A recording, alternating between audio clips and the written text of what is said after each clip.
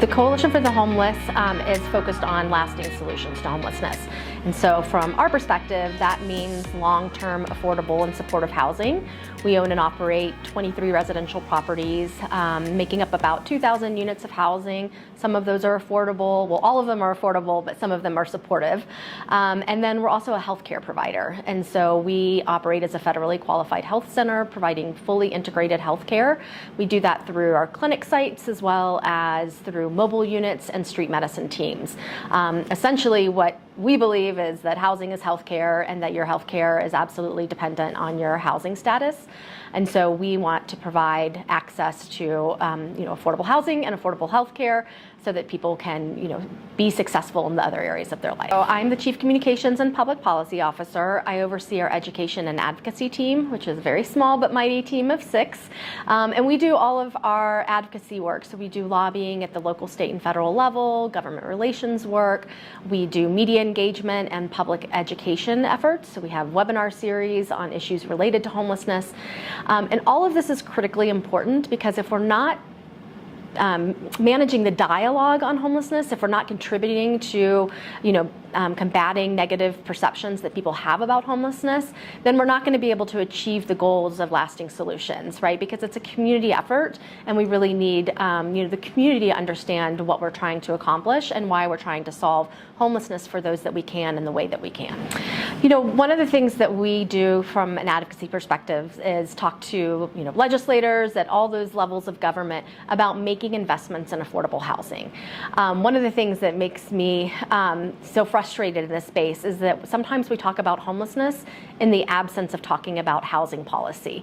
When we know that housing is absolutely the solution to homelessness, even if that looks different for different populations, it is housing. And we need to be making significant investments in housing and ensuring that those investments are getting to the people who need it most. And so that's one of the things that we do a lot of advocacy around, both with the mayor's office and city council, as well as the state legislature, and even our representatives to the federal government. Because we know that without these investments, we just won't get the kind of housing that we need, and without housing, we'll never really be able to solve homelessness. I think sometimes it can be a heavy lift because, again, people want to talk about homelessness as if it's something other than someone being without a house. And so they want to talk about homelessness from the framework of mental health issues or substance use issues, instead of talking about those solutions that we think are so critically important, which include access to health care and those longer-term housing options. We can help people manage substance use disorders and mental health issues when they're stably housed far better than we can if they're out on the streets. And so we really want to bring our elected officials along on that journey with us in terms of, if you provide the foundational solution of housing, you're going to be able to address the other issues that concern you about people experiencing homelessness. We know that a lot of people, because we are in such a high-cost housing market here in Colorado, are doubling up. So they're staying with friends and family. Sometimes it's multiple friends and family that they're couch surfing from place to place. Some people are staying in motels. Oftentimes people experiencing homelessness have to stay in places like hospitals longer than they should because there's no place for them to safely discharge to. And the issue with doubling up is that those people often don't get counted, right? So we have volunteers who go out once a night, one night in January and count people experiencing homelessness.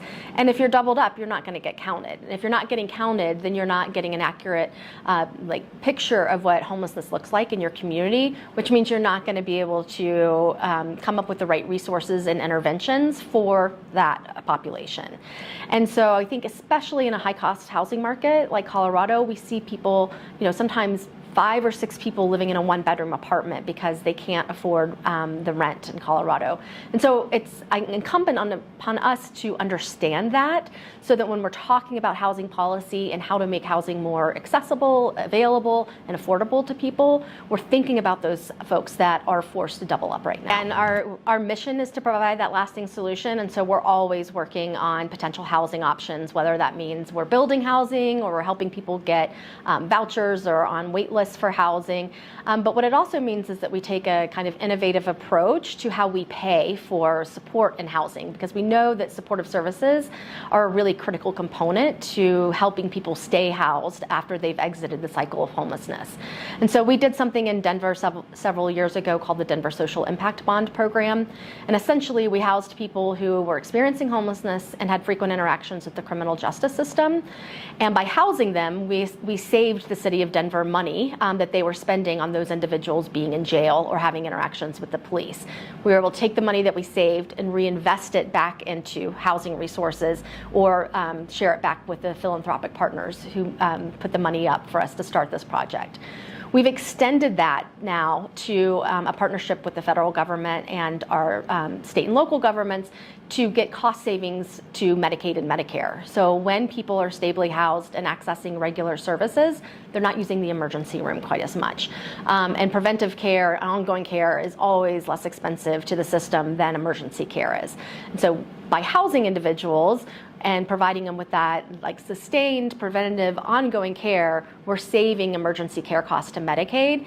And so then those cost savings can be reinvested back into supportive housing.